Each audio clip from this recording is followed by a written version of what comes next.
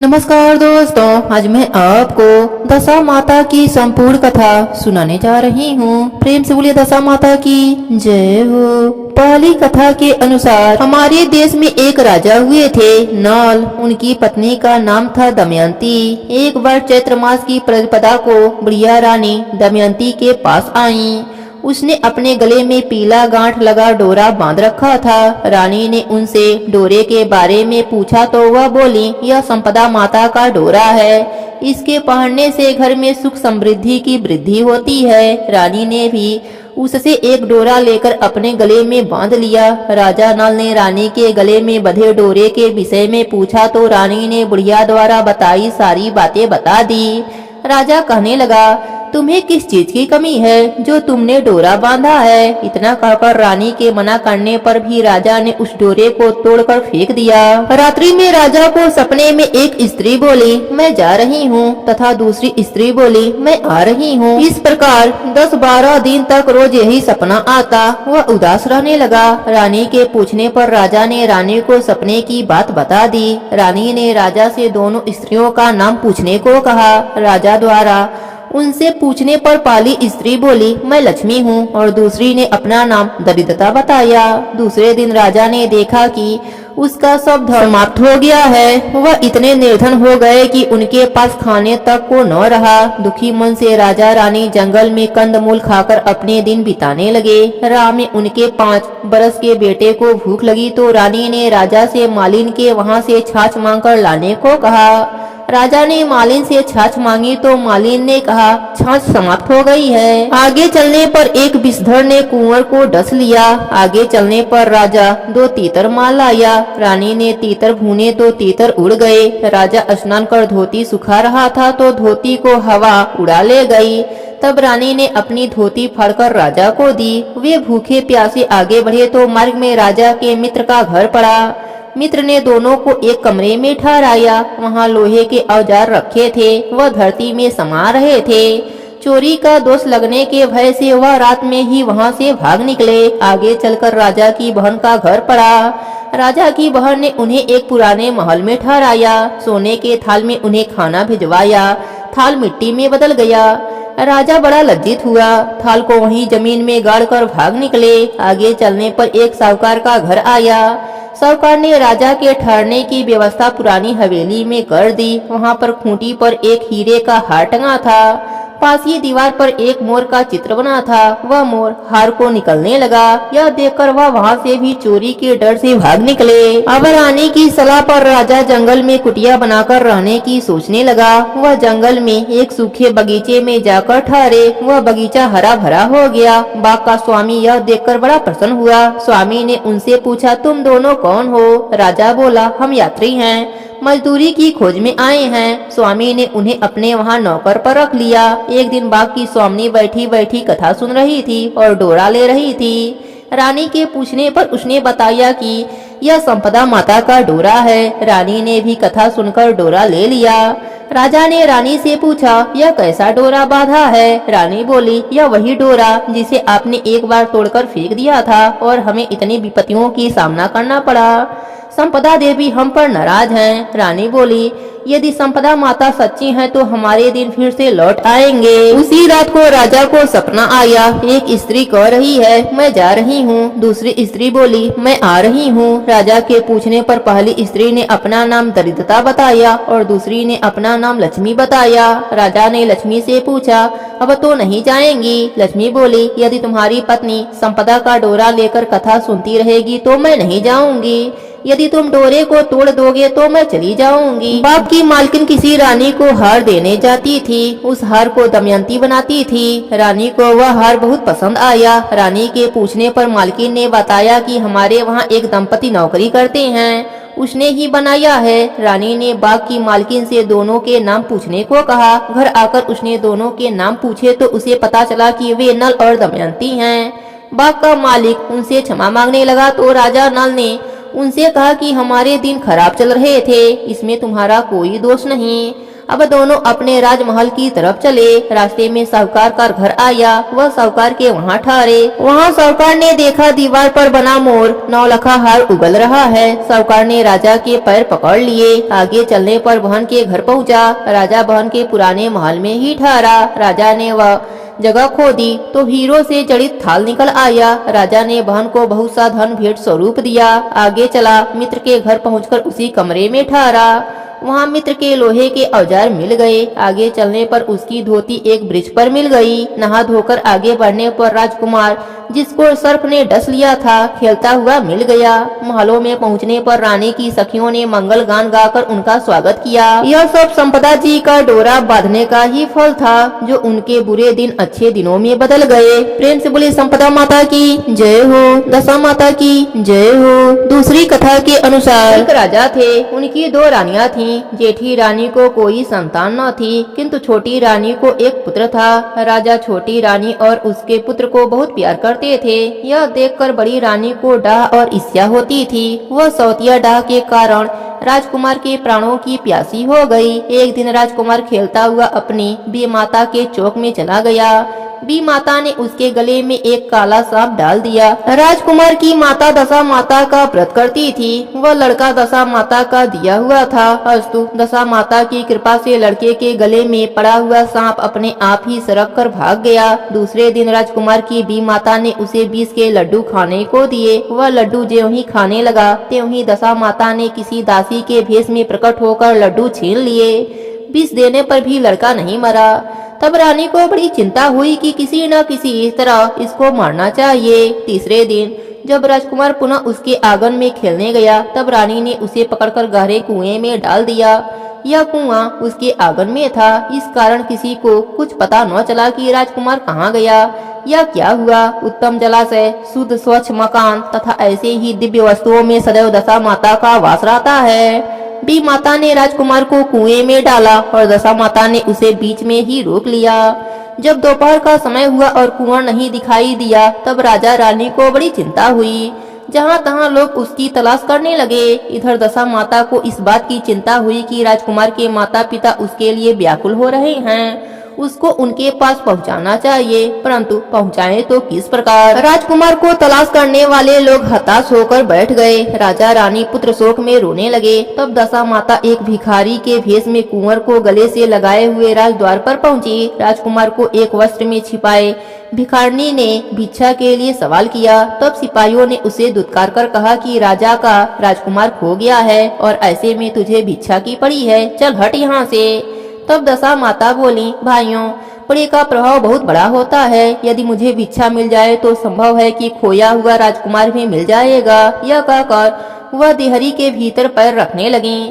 तब सिपाहियों ने उसे आगे बढ़ने से रोक लिया। उसी समय दशा माता ने एक वस्त्र में से बालक का पैर उतार दिया। सिपाहियों ने समझा कि अभी कुंवर उसके हाथ में है, उसे जाने देते हैं और कुंवर को भीतर छोड़ आने देते हैं। आने के बाद उधर से दबोच लेंगे। दशा माता कुंवर को लिए भीतर चली गई।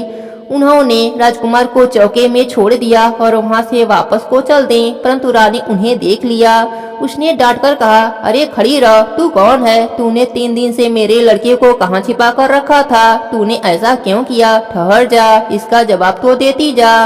दशा माता उसी क्षण ठहर गयी। उन्होंने कहा, रानी, मैं तुम्हारे पुत्र को चुराने छिपाने वाली नहीं हूँ। मैं ही तेरी आराध्य देवी दशा माता हूँ। तुझे सचेत करने आई हूँ कि तेरी सौत तुझसे ईर्ष्या द्वेष रखती है। वही तेरे पुत्र का घात करने की चिंता में लगी रहती है। तुझको उचित है कि अपने पुत्र को कभी उसके पास न जाने देना। एक बार उसने कुंवर के गले में सांप डाल दिया था, उसे मैंने भगा दिया। दूसरी बार उसने 20 के लड्डू उसे खाने के लिए दिए थे, उनको मैंने उसके हाथ से छीन लिया। अब की बार उसने कुएं में डाल दिया था, सो इस बार भी मैंने उसकी रक्षा करी। इस समय भिखारिन बनकर तुमको चेतावनी देने आई हूँ। तब रानी भगवती के पैरों में गिर पड़ी। उसने विनती भाव से प्रार्थना करी कि जैसे कृपा करके आपने साक्षात दर्शन दिए हैं, वैसे ही अब इसी महल में सदैव रहिए। मुझसे जो सेवा पूजा बनेगी वह मैं करूँगी। तब दशा माता ने उत्तर दिया कि मैं किसी के घर में नहीं रहती हूँ। जो श्रद्धा पूर्वक मेरा ध्यान स्मरण करता है उसी के हृदय में रहती हूँ। मैंने तुझे साक्षात दर्शन दिए, इसके उपलक्ष्य में तुम सुहागनों को न्योत कर उनका यथाविधि आदर सत्कार से भोजन कराना और अपने नगर में तथा राज्य में ढिढोरा पिटवा देना कि सभी लोग मेरी गंडा लिया करें और व्रत रखा करें। यह कहकर दशा माता अंतर ध्यान हो गयी। रानी ने शहर भर की सौभाग्यवती स्त्रियों को निमंत्रण देकर बुलाया। उबटन से लेकर शिरोभूषण श्रृंगार तक उनकी यथाविधि शुश्रूषा करा के गाने आदि देकर आंचल भरे और भोजन कराकर विदा किया। शहर और राज्य में भी ढिढोरा पिटवा दिया कि अब से सब लोग दशा माता के गंडे लिया करें। दशा माता के गंडे लेने से सभी के दशा सुधरने लगे। प्रेम से बोली दशा माता की जय हो। तीसरी कथा के अनुसार एक साहूकार था, उसका बड़ा परिवार था, 5 बेटे, उनकी 5 बहुएं तथा एक लड़की थी। लड़की का विवाह हो चुका था किंतु गौना नहीं हुआ था। इसी कारण लड़की माता पिता के घर में ही रहा करती थी। एक दिन साहूकारनी दशा माता के गंडे लेने लगी। उसकी बहुओं ने भी गंडे लिए। उसी समय उन्होंने सास से पूछा कि ननद जी का भी गंडा ले लिया जाए। सास ने कहा कि अवश्य।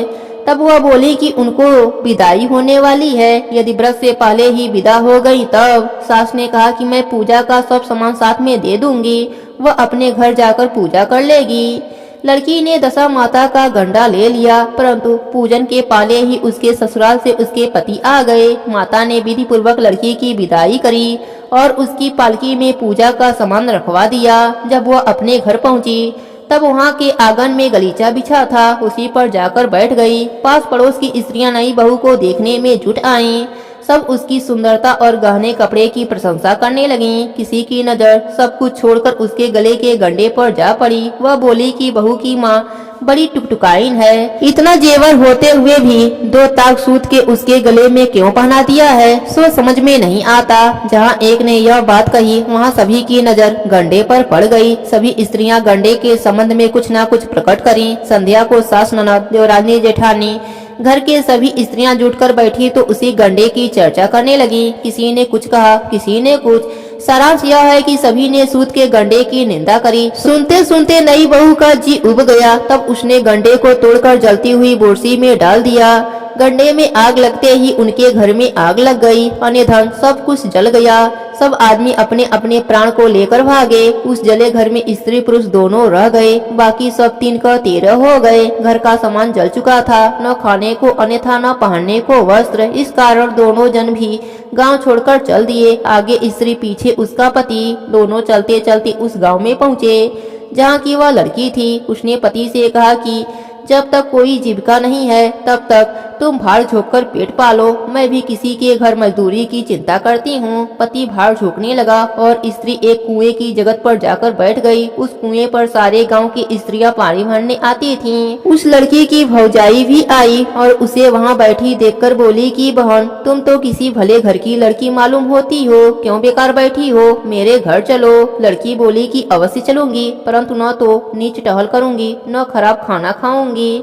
बड़ी भाऊजी बोली कि हमारे घर में तुम्हारे लिए नीच काम ही नहीं है। जब से हमारी ननद ससुराल चली गई हैं तब से हमारे बच्चे हैरान हैं। तुम उन्हीं को खिलाती रहना और हमारे घर में सीधा लेकर अपना भोजन पकाकर खाती रहना। इसके राजी होने पर स्त्रियां अपने घर गईं और सास से बोली कि माताजी, कुएं की जगत पर एक अनाथ दुखनी लड़की बैठी है। वह हमारे वहाँ रहने और तुम्हारे नाती खिलाने पर राजी है। तुम्हारी आज्ञा हो तो उसे रख लें। सास ने कहा कि खुशी से रख लो, परंतु इतना कह देती हूँ कि पीछे से कलह न करना। सब बहुओं ने कहा कि नहीं करेंगे। तब सास ने आज्ञा दे दी।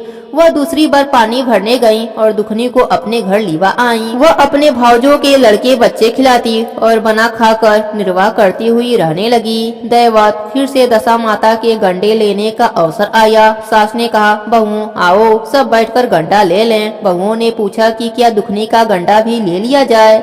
सास ने कहा कि जब घर में रहती है तब उसको क्यों बाहर किया जाए, उसे भी गंडा ले लेना चाहिए।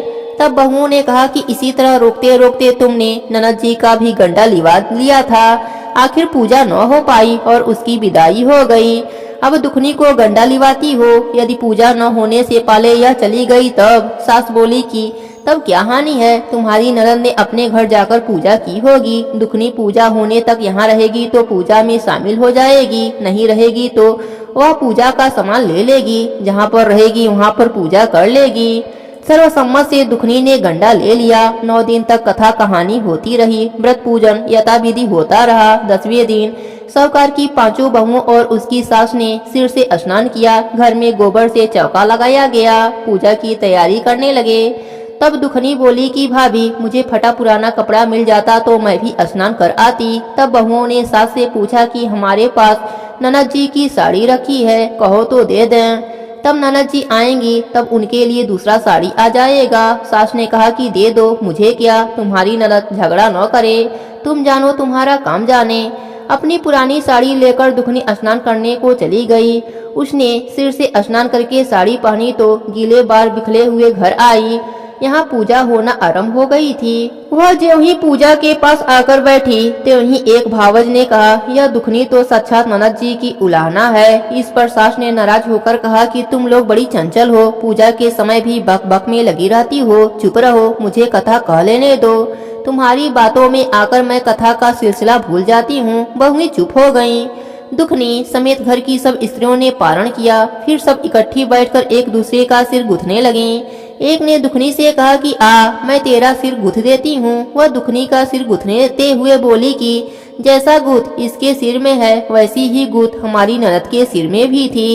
इस पर साहूकारनी क्रोधित होकर बोली कि मेरी लड़की अपने ससुराल में सुख से रह रही होगी, उसकी तुम कहाँ इस दुखनी से उलाहना देती हो। सास ने बहू को दुत्कार दिया, परंतु उसकी बात मन में बैठ गई। उसने दुखनी से कहा कि आज रात तुम मेरे पास लेट जाना। रात को जब बहुएं सो गईं, तब बुढ़िया ने पूछा कि क्यों दुखनी, तेरे नैयर में कोई है भी या नहीं। उसने जवाब दिया कि ऐसे ही 5 भाई और भौजाई हैं, तुम जैसी माँ और पिता से भी मेरा खानदान है। पुनः बुढ़िया ने पूछा कि फिर क्या हुआ। वह बोली कि मैंने अपने नैहर में दशा माता का गंडर लिया था, उसका पूजन नहीं हो पाया, ससुराल को विदा हो गई। वहाँ स्त्रियों ने मेरे गले में गंडा देखकर हंसी उड़ानी शुरू कर दी। तब मैंने उस गंडे को आग में डाल दिया। उसी गंडे के साथ सारा घर जलकर भस्म हो गया। सब लोग 3 का 13 हो गए। हम दोनों जने भागकर यहाँ चले आए। माता ने पूछा कि तेरा पति कहाँ है। दुखनी ने जवाब दिया कि वह तो भड़भूजे के वहाँ भाड़ झोंकता है। साहूकारनी अपने लड़की को पहचान कर उसके गले से लगकर रोने लगी। उसके रोने का शब्द सुनकर 5 लड़के उसके पास आए। तब बुढ़िया ने कहा कि वह दुखनी कोई और नहीं, तुम्हारी सगी बहन है। तुम्हारा बहनोई भूजे के वहाँ भाड़ झोंकता है। दशा माता के कोप से इसकी ऐसी गति हुई है। सवेरे होते ही 5 भाई भूजे के घर गए और जैसे तैसे बहनोई को पकड़कर घर लाए। उन्होंने उनका छौर कराकर स्नान कराया और उत्तम वस्त्र पहनाए। तब वह सुंदर साहूकार दिखाई देने लगा। कुछ दिनों ससुराल में रहकर जब वह अपने घर गया, तब उसने देखा कि घर के सब लोग पहले की तरह सुख से रहते हैं। इसके बाद वह ससुराल आया। तब उसके सास ससुर ने दुखनी को उसके साथ विदा कर दिया। दुखनी अपने दशा पर विचार करती हुई ससुराल जा पहुंची। तब मार्ग में उसे एक नदी मिली। उस नदी में स्नान करके अप्सराएं दशा माता का गंडा ले रही थीं। उनका एक गंडा अधिक था। उसमें से एक बोली कि यदि इस डोली में कोई उच्च वर्ग की स्त्री हो तो उसी को गंडा दे देना चाहिए। उन्होंने डोली के पास जाकर पता लगाया और दुखनी को गंडा दे दिया। जब दुखनी घर पहुंची तब उसकी सास सूप सजाए, ननद कलश लिए और देवरानी जेठानी अन्य मांगलिक वस्तुएं लिए उसका स्वागत करने लगी। नेक दस्तूर हो चुकने के बाद दुखनी ने आसन बैठते ही कहा कि तुम लोगों ने तब की बार दशा माता के गंडे की निंदा करी थी, इसलिए सबका बिछोर हुआ और घर का अन्य धन स्वाहा हो गया। राम राम करके बिठाने लगे हैं। अब की कोई मेरे गंडे की चर्चा न करना। अब मेरा व्रत हो तब श्रद्धा पूर्वक पूजा करना। सबने खुशी से उसकी बात मान ली। 9 दिन कथा कहानी हुई। 10वें दिन विधि से गंडे की पूजा हुई। सास सुहागनें न्योती गईं। महावर आदि से उनका श्रृंगार कराकर आंचल भरे गए। इस प्रकार खुशी से दशा माता का पूजन हुआ। दशा माता ने जैसे दुखनी के दशा फेरी वैसे ही सब पर अपनी कृपा बनाए रखना। प्रेम से बोलिए दशा माता की जय हो। चौथी कथा के अनुसार एक राजा था। उसकी रानी बड़ी ही सुकुमारी थी। वह फूलों की सेज में सोया करती थी। एक दिन फूलों की सेज में एक कली कच्ची रह गई। उस रात्रि रानी को नींद न आई। राजा ने पूछा कि प्रिय, आज तुमको नींद क्यों नहीं आ रही है, क्या पीड़ा है। तब रानी बोली कि आज सेज पर एक कच्ची कली रह गई है, वह मेरे शरीर में गड़ती है, इसी से नींद नहीं आ रही है। उसी समय ज्योति स्वरूप दीपक हंसने लगा। यह देखकर राजा ने हाथ जोड़कर ज्योति स्वरूप से प्रार्थना करी कि स्वामी, आप क्यों हंस रहे हैं? कृपा करके इसका भेद बताइए। ज्योति स्वरूप ने पुनः हंसकर उत्तर दिया कि अभी तो रानी कच्ची कली के कारण उसकती फुसकती है। कल सवेरा होते ही जब सिर पर बोझ ढोएगी तब क्या होगा? राजा ने पूछा, क्या मेरे रहते मेरे जीते जी ऐसा संभव है? तब दीपक ने दृढ़ता पूर्वक उत्तर दिया, हाँ संभव है, तुम्हारे जीते जी ही संभव है। ज्योति स्वरूप की ऐसी भविष्यवाणी सुनकर राजा ने अपने मन में कहा कि देववाणी असत्य नहीं हो सकती। रानी को अवश्य बोझा ढोना पड़ेगा, परंतु यह कैसे हो सकता है? यदि मैं इनको जीते जी समुद्र में बहा दूं तो संभव है कि यह बोझा ढोने से बच जावे, क्योंकि जब समुद्र में वह डूब जाएंगी तब बोझा कौन ढोएगा? राजा ने उसी समय रानी से कहा कि चलो हम तुमको नैहर भेज आवे, कुछ दिन तक वहाँ पर रहना। रानी ने कहा कि मेरा नैहर में तो कोई नहीं है, वहाँ किसके साथ रहूंगी? राजा ने जवाब दिया कि तुमको मालूम नहीं है कि तुम्हारे गोवत्र संबंधी बहुत अच्छी दशा में हैं, उन्हीं के पास तुमको भेज रहा हूँ। रानी नैहर जाने की तैयार हुई। उन्होंने राजा की आज्ञा अनुसार बहुमूल्य आभूषणों से अपने को सवार कर तैयार किया। तब राजा ने उसे संदूक में बैठाकर नदी में बहा दिया। वह नदी समुद्र में ऐसी जगह जाकर मिलती थी जहां उस राजा के बहनोई का राज्य था। समुद्र में मोती की सीपी निकाले जाने का राजा ठेका ले रखा था। रानी का संदूक बहता हुआ जब उस जगह पहुंचा तब राजा ने मल्लाहों को हुक्म देकर संदूक को पानी से बाहर निकलवा दिया और उसे महल में भिजवाकर हुक्म दिया कि इस संदूक को अंदर मेरे सोने के कमरे में रख दिया जाए, जब तक मैं न आऊं इसे कोई भी न छुए। राजा के शयनगार में संदूक पहुंचते ही रानी ने सुना कि राजा ने उसे समुद्र में पाया है। तब वह फौरन उसे देखने के लिए चली आई। उस समय पहरेदार वहां से हट गए थे। रानी ने कौतूहलवश संदूक को खोला। उन्होंने देखा कि उसके भीतर एक स्वर्ग सुंदरी 16 श्रृंगार 12 आभूषण किए बैठी है। रानी ने अपने जी में सोचा कि अगर राजा इसको इस दशा में देखेगा तो इसी का होकर रह जाएगा, मुझको त्याग देगा, इसलिए इस स्त्री का हुलिया बिगाड़कर संदूक में बंद कर देती हूँ। उसने रानी के जेवर कपड़ा सब उतारकर उसे मैले कुचैले फटे पुराने कपड़े देकर संदूक में बैठा दिया।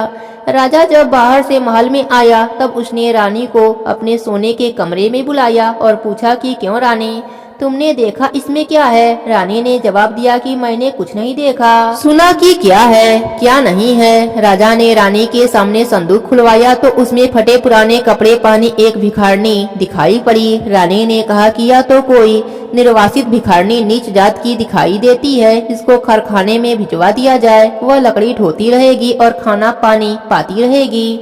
राजा ने रानी के कहे अनुसार उसे कारखाने भिजवा दिए। एक दिन रानी की सहेलियां नदी में स्नान करके दशा माता के गंडे ले रही थीं। एक गंडा अधिक था, वह इसी विचार में थी कि यह किसको दिया जाए। दयोग से उसी समय लकड़ी वाली रानी वहां जा पहुंची। उन्होंने उससे कहा कि बहन, यदि तुम कोई नीच वर्ग की न हो तो हमारा गंडा ले लो। रानी ने कहा कि मुझे गंडा लेने से इनकार नहीं है, परंतु मुझे तो खाने भर को मिलता नहीं, इसकी पूजा कैसे करूंगी? वह बोली कि तुम इसकी चिंता मत करना, हम रोज इसी जगह स्नान करने आया करेंगे, 9 दिन तक कथा कहानी कहेंगे, तुम भी नित्य कथा सुन जाया करना। 10वें दिन पूजा होगी, तब दशा माता चाहेंगी तो अवश्य तुम्हारी दशा बदल जाएगी। रानी ने श्रद्धा पूर्वक दशा माता का ध्यान करके गंडा ले लिया। उसी दिन रानी के पति को यह चिंता उत्पन्न हुई कि रानी को संदूक में रखकर बहा तो दिया, परंतु उसका कोई भी समाचार न मिला कि क्या हुआ। किसी तरह उसकी टोल टहनी लेनी चाहिए। अस्तु राजा एक नौका पर सवार होकर नदी द्वारा यात्रा करता हुआ अपने बहनोई के वहां पहुंचा। संध्या को ब्यालू करके जब वो लौटने लगा तब बहन ने बोला कि मेरा हाथ पैर में बहुत दर्द है, किसी को दबाने वाले को बुला दो। तब उस रानी ने लकड़ी ढोने वाली भिखारनी को बुलाकर हुक्म दिया कि आज की रात तू मेरे भाई के पैर दबा देना। वह बड़े संकोच में पड़ गई। अपने जी में अनेक संकल्प विकल्प करती थी कि पर पुरुष का शरीर कैसे छू पाऊंगी। रानी बार बार अपनी बात पर दबाव देती रहती थी, इसलिए लाचार होकर उसे स्वीकार करना पड़ा। राजा के पैर दबाते दबाते रानी को उसके पाँव का पंजा दिख पड़ा। रानी चुपचाप रोने लगी और उसके आंसू राजा के पैरों पर टपक पड़ा। तब उसने पूछा कि क्यों री दासी, तू क्यों रो रही है? तू अपना भेद मुझे बता, मेरे कारण तुझे किसी भी प्रकार की हानि न पहुँचेगी। तब वह बोली कि जैसा पाँव आपके पैर में है वैसा ही मेरे पति के पैर में था। पहले दिनों की याद आने से मुझे रुलाई आ गई। तब राजा बोला कि मैं समझ गया, अब तुम पैर मत दबाओ, आराम से सो। जो तुम्हारे भाग्य में लिखा था वह तुमको भोगना ही पड़ा। मैंने उसके टालने के लिए जो उपाय रचा था उसका उल्टा नतीजा निकला। तुमको मेरे जीते जी लकड़ी ढोनी पड़ी। राजा ने अपनी धोती उतारकर रानी को दे दी। रानी एक कोने में पड़कर सो गई। सवेरा हुआ, बहुत दिन चढ़ आया, परंतु अतिथि राजा सोकर न उठा। न पैर दबाने वाली दासी बाहर निकली। तब उसकी बहन को चिंता हुई। थोड़ी देर बाद दासी बाहर निकलकर आई और कारखाने में काम करने को चली गई। रानी ने अपने भाई के पास जाकर उसे जगाया। तब वह बोला कि मेरे माथे में पीड़ा है, मैं अभी नहीं उठूंगा। इस समय मेरा जी बहुत व्याकुल हो रहा है, मुझे अधिक मत सताओ। रानी ने पूछा कि आखिर बात क्या है, कुछ कहो भी। राजा ने कहा कि बड़ी लज्जा की बात है, मैंने तुम्हारी भावज को जानबूझकर तुम्हारे पास इसलिए भेजा था कि यहाँ इसे आराम से रखा जाएगा, परंतु तुम उससे मजदूरों के पास लकड़ी ढुवाती हो। क्या मैंने इसलिए इसे तुम्हारे पास भेजा था? तब बहन बहुत लाचार होकर बोली कि नदी में बहती बहती न जाने कौन कहां से चली आई है, अब जाना सो माना। यह कहकर उसने दासियों को भेजा कि उस लकड़ी वाली को चुपचाप मेरे पास बुला लाओ। जब दासी रानी आई तो उसकी भावज ने आदर पूर्वक उसके पैर पकड़े और विनती भाव से माफी मांगी। कुछ दिनों बहन के पास रहने के पश्चात राजा अपनी रानी को साथ लेकर राजधानी लौट आया। रानी ने अपने महल में पहुंचकर सुहागने न्योती। धूमधाम से दशा माता के गंडे की पूजा करी और गांव भर में ढिढोरा फिरवा दिया कि आज से अमीर गरीब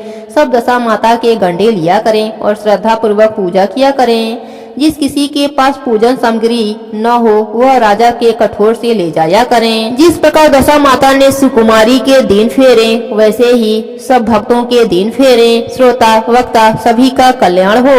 प्रेम से बोलिए दशा माता की जय हो। पांचवी कथा के अनुसार एक समय की बात है, एक गांव में एक सास बहू रहती थी। सास ने एक दिन सवेरे बहू से कहा कि जाओ आग लाकर भोजन बनाओ, बड़ी भूख लगी है। बहू हाथ में कंडा लेकर आग लेने गांव में गई। उस दिन गांव भर में घर घर दशा माता की पूजा थी, इस कारण किसी ने उसको आग नहीं दिया। वह लौट आई। संध्या समय वह पड़ोसन के पास गई और उनसे बोली कि मेरी सास तो गंडा लेती ही नहीं है, परंतु अब की बार जब गंडे पड़े तब मुझको आप बताना और पूजन की विधि भी बता देना, तो मैं भी गंडा ले लूंगी। उसके बाद गंडे पड़े तब बहू ने सास की चोरी से दशा माता का गंडा ले लिया। 9 दिन तक उसने किसी न किसी बहाने पड़ोसन के पास जाकर कथा कहानी सुन लेती। 10वें दिन उसे चिंता हुई कि अब पूजा कैसे होगी। तब वह मन ही मन दशा माता का ध्यान करके मनाने लगी कि यदि बुढ़िया आज कहीं बाहर चली जाए तो मैं शांति पूर्वक पूजा कर लूं। दशा माता की कृपा से उसी दिन बुढ़िया को खेतों पर जाने की सूझी। उसने बहू से कहा कि तुम भोजन बनाकर तैयार करना, तब तक मैं खेत खलिहान होकर आती हूँ। यदि मुझे अधिक देरी हो तो मुझे खेत पर ही खाना दे जाना। बहू यही तो चाहती थी। उसने सास की आज्ञा सिरोधार करके कहा कि आप जाइए और घर का कामकाज से निश्चिंत रहिए। त्यों ही बुढ़िया ने पीठ फेरी, त्यों ही बहू ने पूजा की तदबीर लगाई। उसने सिर से स्नान करके विधिवत दशा माता की पूजा करी। तदंतर वह पूजा की सामग्री मिट्टी के गोले में रखकर उसे भेंट कर सिराने के लिए ले जाने ही वाली थी कि बुढ़िया आ गई। उस वक्त बहू को जब और कुछ न उपाय सूझा तब उसने जल्दी से उन गोलों को छाछ की मटकी में छिपा दिया। उसने सोचा कि जब बुढ़िया फिर कहीं बाहर जाएगी तब गोला मटके से निकालकर सिरो आऊंगी। बुढ़िया ने आते ही बहू की खबर ली। उसने पूछा कि तुम मेरे लिए खाना लेकर क्यों नहीं आई, अब तक क्या कर रही थी? उसने जवाब दिया कि आज मैंने सिर से नहाया है, इसी कारण रसोई करने में देरी हो गई। मैं थाल परोसती हूँ, भोजन कर लीजिए। बुढ़िया का गुस्सा कुछ शांत हुआ और पैर धोकर चौके में बैठी ही थी कि उसका लड़का भी आ गया। वह भी माता के साथ भोजन करने बैठ गया। बुढ़िया भोजन करके उठना ही चाहती थी कि लड़का बोला, मुझे तो छाछ चाहिए। बुढ़िया ने बहू से कहा, उठ छाछ दे दे। उसने कहा, मैं तो रसोई के भीतर हूँ, आप ही क्यों नहीं दे देती?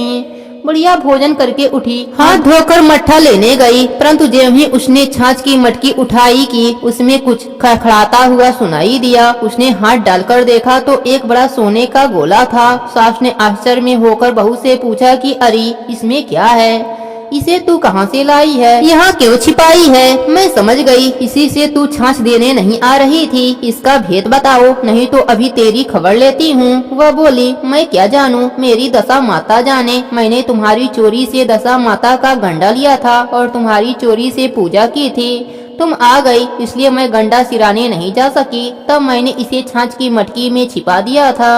दशा माता ने उसे सोने का कर दिया तो इसमें मैं क्या करूँ। बुढ़िया ने बहू को गले से लगा लिया और कहा कि अब मैं भी तेरे साथ गंडा लिया करूंगी और विधिवत व्रत और पूजन किया करूंगी। अब सास बहू मिलकर हर साल दशा माता का नित्य नियम निभाने लगे। दशा माता की कृपा से उनका घर अन्य धन से भर गया। हे दशा माता, जैसी कृपा आपने सास बहू पर करी वैसी ही कृपा आप अपने सभी भक्तों पर करना। कहानी अधूरी हो तो पूरी करना, पूरी हो तो मान रखना, सबके व्रत को पूर्ण करना। प्रेम से बोलिए दशा माता की जय हो। छठवीं कथा के अनुसार एक घर में कोई देवरानी जेठानी रहती थीं। उनके कोई भी संतान न होते थे। वह मेहनत मजदूरी करके पेट पालती थीं। नेम धर्म व्रत पूजन कुछ भी नहीं करती थीं। एक दिन दोनों सवेरे सवेरे गांव में आग लेने गईं, परंतु किसी ने उनको आग नहीं दिया। उस दिन गांव भर में दशा माता का पूजन चल रहा था। दोनों खाली हाथ घर आकर एक दूसरे से कहने लगी कि आज तो गांव भर में दशा माता का पूजन है, कोई आग देती ही नहीं, क्या किया जाए। आखिर जेठानी बोली कि कुछ हानि नहीं, आज अपने लोग को भी व्रत ही सही, शाम को जब आग मिलेगी तब रसोई बना लिया जाएगा। संध्या के समय जेठानी अपनी एक पड़ोसन के घर आग लेने गई। पड़ोसन ने उसे स्वागत पूर्वक बैठाया।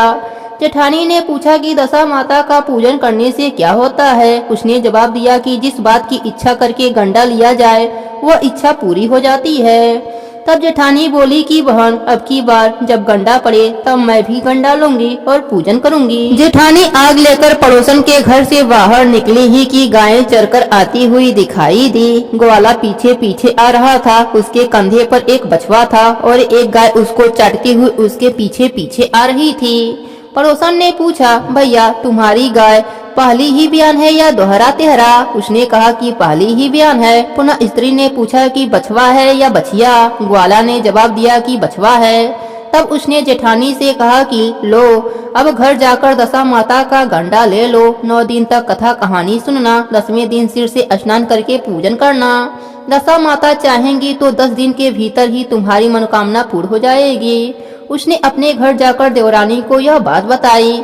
निदान दोनों ने दशा माता के गंडे ले लिए और दशा माता का ध्यान और स्मरण करके यह मनौती मनाई कि यदि हमारे संतान पैदा होगी तो हम सुहागने न्योत कर दरैया कराएंगी। दशा माता के गंडे की पूजा होने के पहले ही देवरानी जेठानी दोनों गर्भवती हो गयी। 9 महीने 9 दिन के बाद ही दोनों के गर्भ से सुंदर बालक जन्मे। बालकों के जन्म संस्कार के बाद ही देवरानी ने कहा कि लड़के होने पर सुहागने न्योतने की मनौती की थी, उसको न्योत देना चाहिए। जेठानी ने कहा, अभी ऐसी क्या जल्दी पड़ी है, जब लड़के का अनपराध संस्कार होगा तब न्योत देंगे। जब लड़कों की पसनी हुई तब भी देवरानी ने दुरैया की बात याद दिलाई, परंतु जेठानी ने भी टाल दिया और कहा कि जब लड़कों का मुंडन होगा तब सुहागने न्योती जाएंगी। होते होते कुछ दिनों के बाद लड़कों का मुंडन हुआ। तब भी देवरानी ने जेठानी से कहा, परंतु फिर भी जेठानी ने कहा कि जब लड़के बड़े होंगे उनकी सगाई होगी, उसी दिन सुहागने न्योती जाएंगी। लड़के बड़े हो गए, उनका सगाई संबंध भी पक्का हो गया।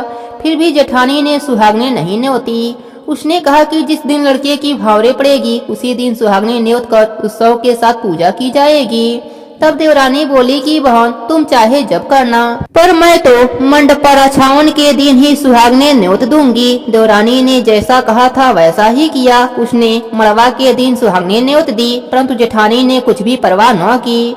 मंडपाराछावन के बाद मातुका पूजन करके और बारात सजाकर दोनों दूल्हे ब्याहने चले। जिस लड़के की माता ने मड़वा के दिन सुहागने न्योती थी उसका विवाह बड़ी धूमधाम से सकुशल पूर्ण हो गया, परंतु जिसकी माता ने सुहागने नहीं न्योती थी उसको ठीक भावर के समय दशा माता बीच मंडप से हरकर ले गयी। दुल्हा को सहसा गायब होता देखकर वर कन्या दोनों पक्षों में हाहाकार मच गया। उसकी बारात खाली हाथ घर वापस आई, परंतु लड़की की माता बड़े संकट में पड़ गई कि अब यह अधब्याही लड़की किसके सर मढ़ी जाएगी। पास पड़ोस की चतुर स्त्रियों ने लड़की की माता को समझाया और ब्याह का जो सीधा सामान बचा हुआ था उसे उसी लड़की के हवाले कर दिया गया। लड़की मंगले भिखारी लोगों को सदा व्रत देने लगी। एक दिन एक साधु तीर्थ यात्रा करता हुआ उसी गांव की ओर चला आया। गांव से बहुत दूर घने से जंगल में एक बड़ा पीपल का पेड़ था। लोग ऐसे पेड़ को पारस पीपल कहते थे। उसी पेड़ में दशा माता का निवास था। साधु चलता चलता शाम को उसी पेड़ के नीचे ठहर गया। वहाँ अंधेरा हो गया। दिया पर बत्ती पड़ी कि झाड़ूदार ने आकर उसी पेड़ के पास मैदान में झाड़ू लगाई। भिस्ती ने आकर जमीन छिड़की और माली ने आकर फूल बिखेर दिए।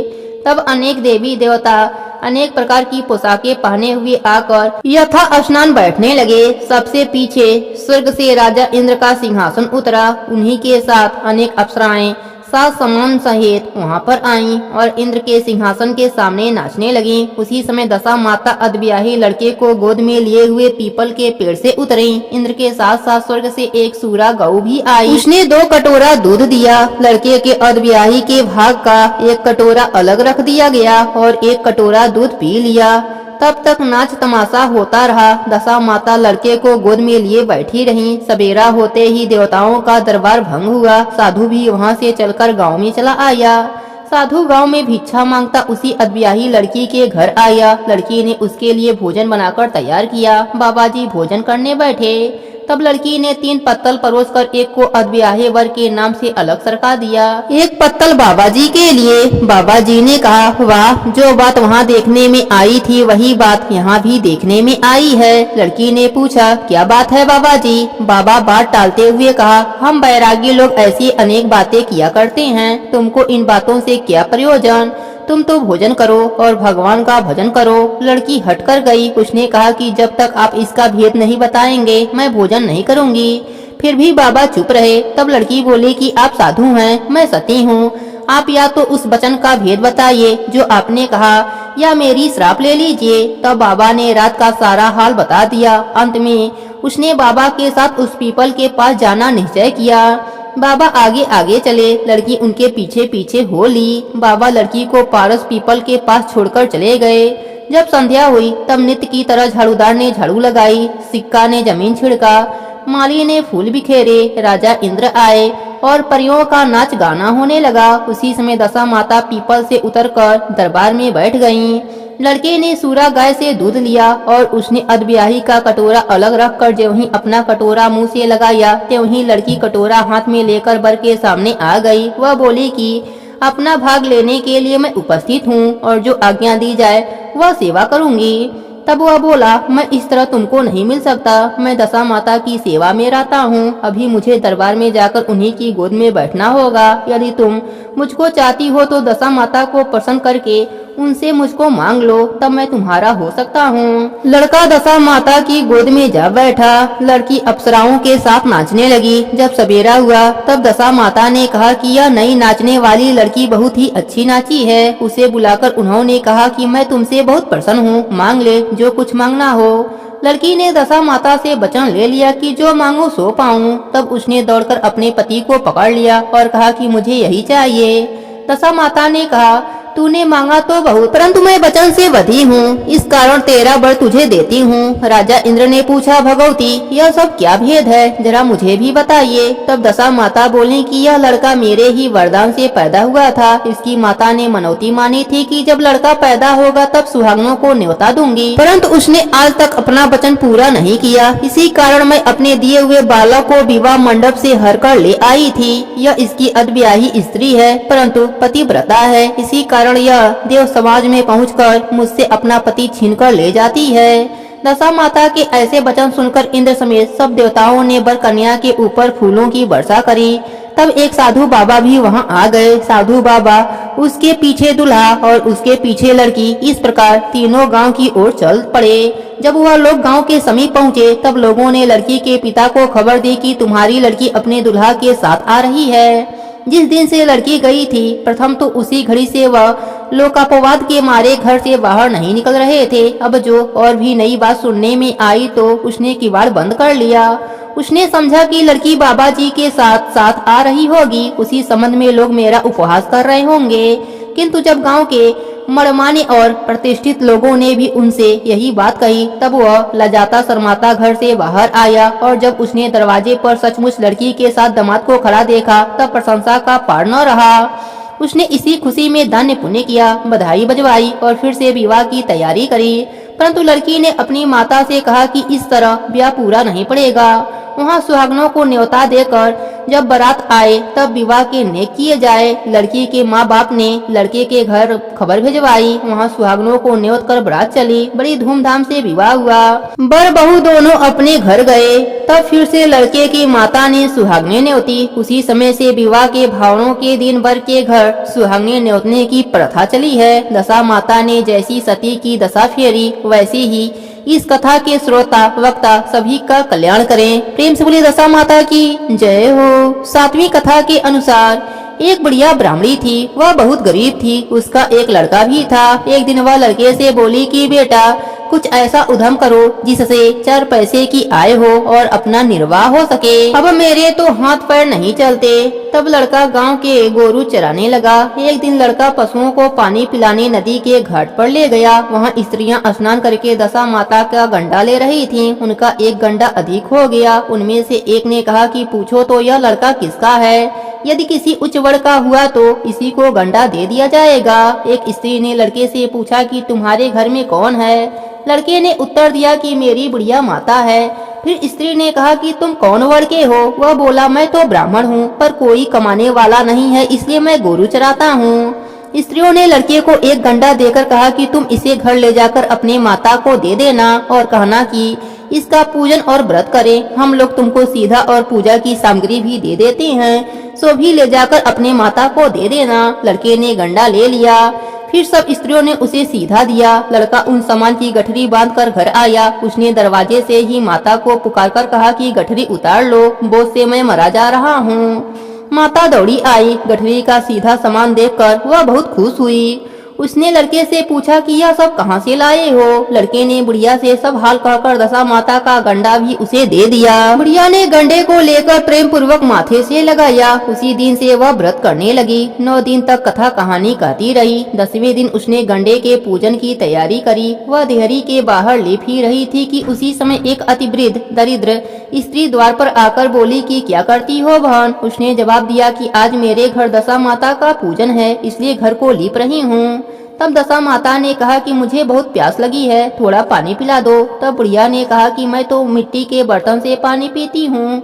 लोटा लुटिया मेरे घर में कुछ भी नहीं, तुमको पानी किसमें दूं? एक कटोरी मेरे घर में है, वह भी न जाने कहाँ पड़ी होगी। जरा तुम ठहरो, कटोरी को खोज लाती हूँ, तब तुमको पानी दूंगी। बुढ़िया हाथ धोकर कटोरी लेने अंदर गई। तब तक मैली कुचैली बुढ़िया, जो स्वयं दशा माता थी, उसकी घिरौची पर एक सोने का घड़ा रखकर अंतर ध्यान हो गई। बुढ़िया कटोरी लेकर घिरौची के पास गई। वहाँ सोने का घड़ा रखा देखकर वह बहुत घबराई और अपने मन में सोचने लगी कि यह राण कहाँ की बला उठाकर रख गई है, मुझे चोरी लगेगी, बुढ़ापे में इज्जत जाएगी। वह इसी चिंता में बुढ़िया की खोज में बाहर निकली। तब तक उसका लड़का आ गया। उसने पूछा कि किसे खोजती हो माँ? वह बोली कि एक बुढ़िया न जाने कहाँ से आई थी और यहाँ सोने का घड़ा रखकर भाग गई है। लड़के ने कहा वही तो दशा माता थी, उन्होंने यह घड़ा तुमको दे दिया है। अब की जो फिर कभी आए तो उनका अच्छी तरह से स्वागत करना और सब प्रकार से उनकी आज्ञा का पालन करना। तुम जब नहाने जाना तो नदी के घाट पर जो चीजें तुमको मिले उनका दशा माता का दिया हुआ समझकर अंगीकार करना। किसी से पूछताछ न करना कि यह चीज किसकी है, यहाँ कैसे आई है। बुढ़िया नदी में नहाकर खड़ी हुई तो सामने सोने का गिरुआ भरा भराया दिखाई दिया और उत्तम वस्त्र एक किनारे रखे पड़े मिले। बुढ़िया ने किसी से पूछताछ किए बिना ही उन वस्त्रों को पहन लिया। गिरुआ हाथ में लेकर वह घर चलने को तैयार हुई। तब 4 कहार डोली लेकर आ पहुँचे और बुढ़िया से बोली कि यह डोली तुम्हारे लिए आई है, इसी में बैठकर घर जाओ। बुढ़िया डोली में बैठकर घर आई तो देखती क्या है कि जहाँ उसकी टूटी फूटी झोपड़ी थी वहाँ कंचल सा महल खड़ा है। बुढ़िया ने महल के भीतर जाकर श्रद्धा और भक्ति पूर्वक दशा माता के गंडे की पूजा करी और अंत में हाथ जोड़कर यह वरदान मांगा कि महारानी, जैसे तुमने मुझको यह संपत्ति दी है वैसे ही मेरे लड़के का विवाह हो जाए, तब यह शोभा देगा। कुछ दिनों बाद ही लड़के का विवाह हो गया और बहुत ही सुंदर सुशील बहू घर में आ गई। तब बुढ़िया ने दशा माता से दूसरा वर मांगा कि जैसे मेरे बहू बेटा है वैसा ही नाती पाऊं। कुछ दिनों के बाद बुढ़िया के लड़के को भी लड़का हो गया। एक दिन बुढ़िया ने बहू को समझाया कि मेरी यह संपत्ति दशा माता की दी हुई है, उन्हीं की कृपा से तुम भी इस घर में आई हो। यदि मैं मर जाऊं और कभी एक मैली कुचैली बुढ़िया तुम्हारे घर आवे तो उसका विनय पूर्वक स्वागत करना। यदि उसकी नाक बाती हो उसे आंचल के छोर से पूछना, घृण मत करना, प्रार्थना करना कि हे माता यह सब आपका ही दिया हुआ है। जब भी दशा माता के गंडे पड़े तब उनको अवश्य लेना और श्रद्धा पूर्वक उनकी पूजा करना। जब कभी तुम पर कोई संकट पड़े तब सुहागने न्योतना, दशा माता की कृपा से तुम्हारी सब इच्छाएं पूरी होंगी।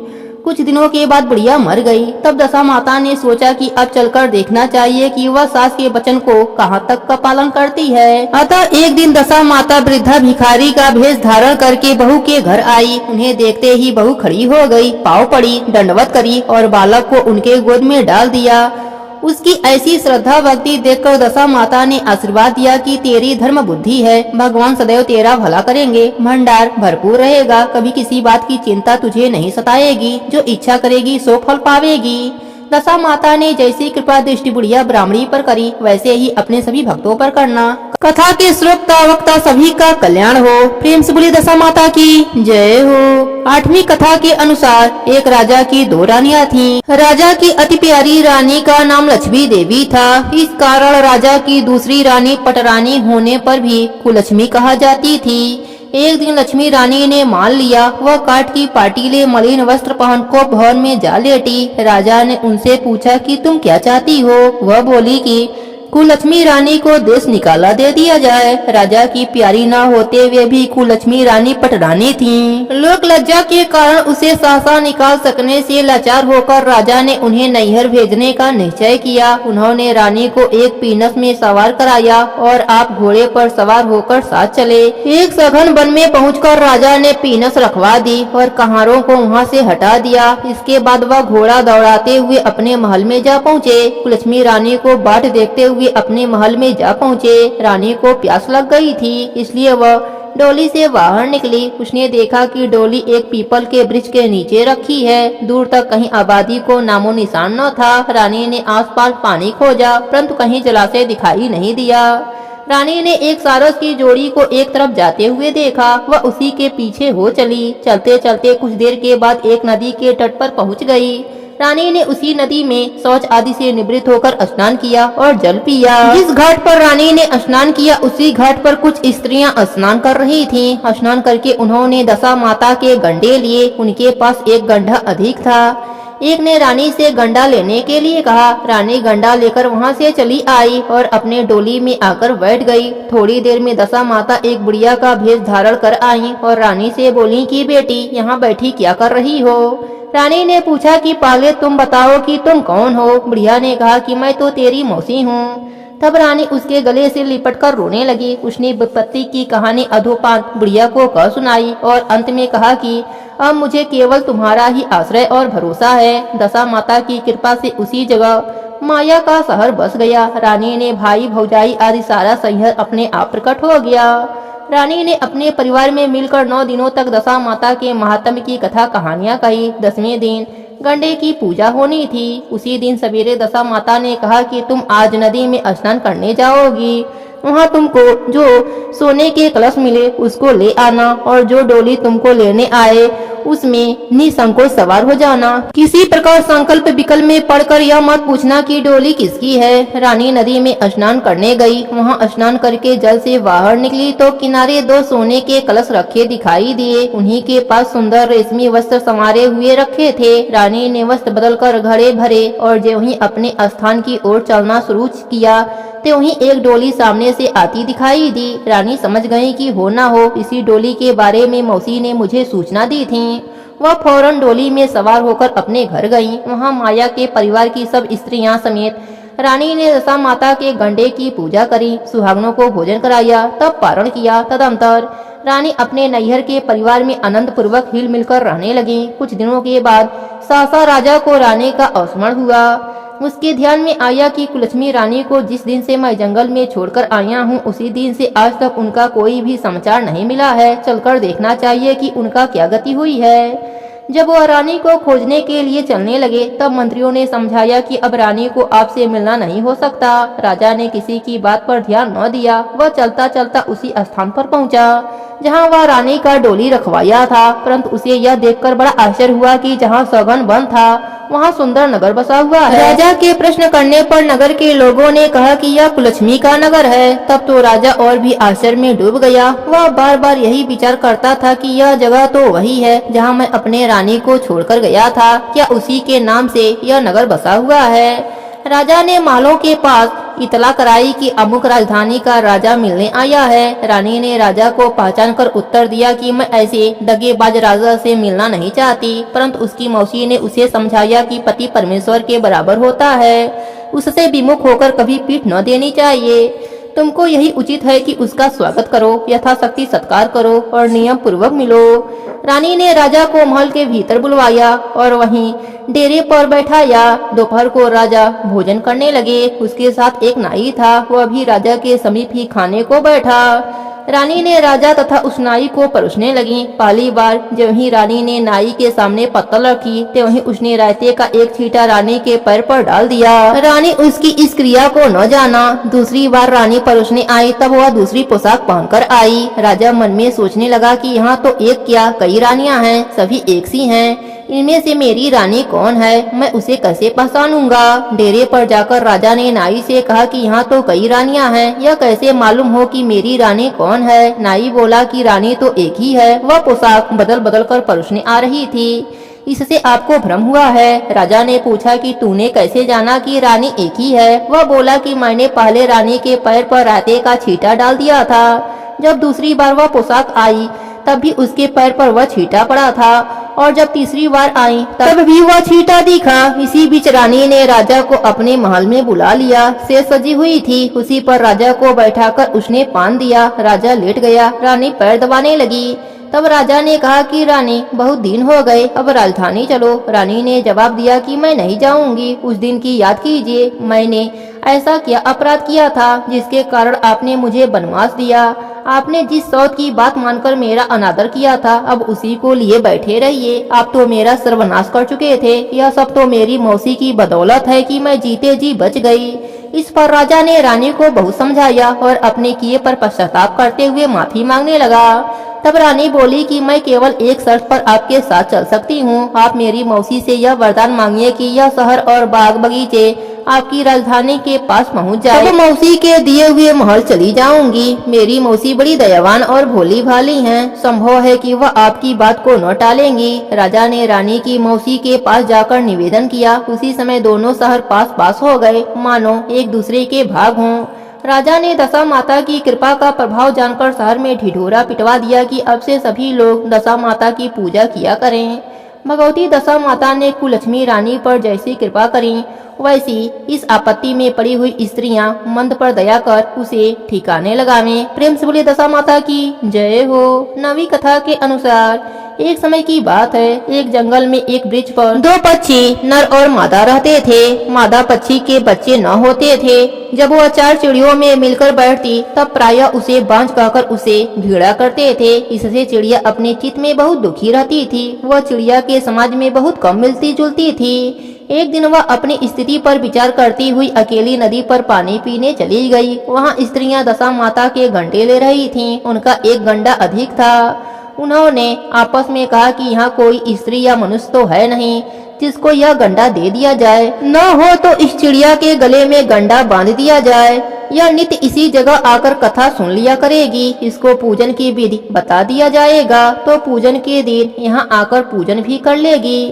तदनुसार चिड़िया के गले में गंडा बांधकर उसे समझा दिया कि 9 दिन तक बराबर तू इसी जगह आकर कथा सुन लिया करना। 10वें दिन 21 गेहूं लाकर एक गेहूं दशा माता के नाम से नदी में डाल देना, बाकी 20 गेहूं तुम खुद चुग लेना। चिड़िया ने 9 दिन प्रेम पूर्वक कथा कहानी सुनी। 10वें दिन स्त्रियों के बताए अनुसार विधि के अनुसार गंडा पानी में डालकर पारण किया। कुछ दिनों के बाद उस चिड़िया के बहुत बच्चे पैदा होने लगे। अन्य चिड़ियाओं को आश्चर्य हुआ और वह बोली कि इसके तो बच्चे ही नहीं हो रहे थे, यह कैसे हुए? वह बोली कि जब मेरे बच्चे नहीं हो रहे थे तब तो तुम लोग बांझ कहकर दुत्कारती थी, अब जो दशा माता ने मुझको दिया तो तुम कोसती हो। चिड़ियों ने उससे पूछा तो उसने गंडा लेने का हाल क्रमशः कह सुनाया और सबको पूजा की विधि बता दी। तब जंगल की चिड़िया दशा माता का व्रत करने लगी एवं आनंद पूर्वक रहने लगी। प्रेम से बोलिए दशा माता की जय हो। अब सुनते हैं नित्य नियम को पूर्ण करने वाले गणेश भगवान की कहानी। प्रेम से बोलिए गणेश भगवान की जय हो। बहुत पुरानी बात है। एक गांव में एक मालिन रहती थी। उसके पति का स्वर्गवास हो चुका था। उसका एक 4 साल का पुत्र था। उसकी सास कठोर हृदय की स्त्री थी। वह बहू को बहुत तकलीफ देती थी। एक दिन सास बहू और पोते को घर से निकाल दिया। वह दोनों रोते हुए चलते चलते एक जंगल में पहुंच गए। वहां एक बड़े पेड़ के नीचे बैठ गए। वहां से थोड़ी दूर पर एक गणेश भगवान का मंदिर था। वहाँ बहुत लोग गणेश भगवान के दर्शन करने आते थे। दर्शन करके गणेश भगवान को प्रसाद चढ़ाते थे। फिर वह प्रसाद सबको बांट देते थे। इस प्रसाद से माँ बेटे का गुजारा होने लगा। दोनों माँ बेटे गणेश भगवान की पूजा पाठ में लग गए। एक दिन उन्होंने सोचा क्यों ना हम भी जंगल से फूल लाकर बेचें। वह रोज जंगल से फूल लाकर उसकी माला बनाकर बेचने लगे। साथ में पूजा की सामग्री और प्रसाद भी बेचने लगे। इससे उनको आमदनी होने लगी। गणेश भगवान की कृपा से आमदनी बढ़ने लगी। जल्दी ही उन्होंने एक मकान और एक दुकान बना लिया। एक दिन उसी नगर के राजा की बेटी मंदिर में पूजा करने आई। मालिन के बेटे को देखकर राजकुमारी उस पर मोहित हो गई और उससे विवाह करने की सोचने लगी। उसने अपने भाभी से अपने मन की बात कही। भाभी अनुभवी थी। उसने कहा यह तो मालिन का बेटा है और तुम एक राजा की बेटी हो। यदि तुमने उससे विवाह किया तो तुम्हारी बहुत बेइज्जती होगी। राजकुमारी अपने बात पर अड़ी रही। उसने कहा मैं तो प्रतिज्ञा कर लिया है कि उसी से विवाह करूंगी। भाभी महल जाकर सारी बात राजा को बताई। राजा ने मना नहीं किया और विवाह के लिए तैयार हो गए। उन्होंने बड़े धूमधाम से बेटी का विवाह मालिन के बेटे के साथ करा दिया। मालिन ने सबसे पहले बेटे बहू को गणेश भगवान के मंदिर में ले जाकर पूजा पाठ करवाया और गणेश भगवान का आशीर्वाद दिलवाया। इसके बाद पूरे नगर में यह बात फैल गई कि गणेश भगवान की पूजा करने से सब दुख दूर हो जाते हैं। यह बात सुनते ही नगर के सभी लोग मंदिर में गणेश भगवान के दर्शन करने आने लगे। मालिन और उसके बेटे की बिक्री और बढ़ गई। उधर उसके सास के बुरे दिन आ गए। अन्नदाता उससे रूठ गए और वह भूखी मरने लगी। एक दिन वह रोती हुई उसी गणेश भगवान के मंदिर में आ पहुंची। वहाँ वह मालिन के बेटे से बोली मैं भूखी हूँ, मुझे रोटी कपड़ा दे देना, इसके बदले मैं तुम्हारा सारा काम कर दूंगी। लड़के को दया आ गई और वह उसे काम पर रख लिया। उसने अपने दादी को नहीं पहचाना। जब मालिन घर आई तो उसने अपने सास को पहचान लिया। सास से बोली सासू माँ आप यहाँ पर कैसे? सास ने पोते के तरफ इशारा करके बोली मेरा इस सेठ के वहाँ नौकरी लग गई है। बहू बोली यह आपका पोता है और यह घर भी आपका ही है, यह दुकान भी आपका ही है। आपने हमें घर से निकाला तब गणेश भगवान ने हमारी रक्षा करी। बहू की बात सुनकर सास बोली मेरी करनी मैंने भोग लिया। बहू बोली सासू जी अब आप हमारे यहाँ पर रहो और पोते का सुख देखो। सास गणेश भगवान की महिमा देखकर गणेश भगवान की जयकारा लगाने लगी। साथ ही बहू पोते के साथ मिलकर गणेश भगवान का नित्य नियम भी निभाने लगी। जी महाराज जैसा सुख आपने मालिन को दिया वैसा ही सुख सबको देना, सब पर अपनी कृपा बनाए रखना। कहानी अधूरी हो तो पूरी करना, पूरी हो तो मान रखना, सबके व्रत को पूर्ण करना। प्रेम से बोलिए गणेश भगवान की जय हो। अब सुनते हैं दशा माता की आरती। आरती श्री दशा माता की जय, सतचित आनंदे दाता की, भय भंजन अरु दिशा सुधारणी, पाप ताप कली कलुष विदारणी, शुभ लोक में दशा विहारणी, जय पालनी दीन जनन की। आरती श्री दशा माता की। अखिल विश्व आनंद विद्यायिनी, मंगलमयी सुमंगलदायिनी, जय पावन प्रेम प्रदायिनी, अमी राग रस रंगली की। आरती श्री दशा माता की। नित्यानंद भयो आवाहिनी, आनंदे घन आनंद प्रसायिनी, रसमयी रसमय मन उन्मादिनी, सरस कमनी विष्णु अली की। आरती श्री दशा माता की। आरती श्री दशा माता की। प्रेम से बोलिए दशा माता की जय हो।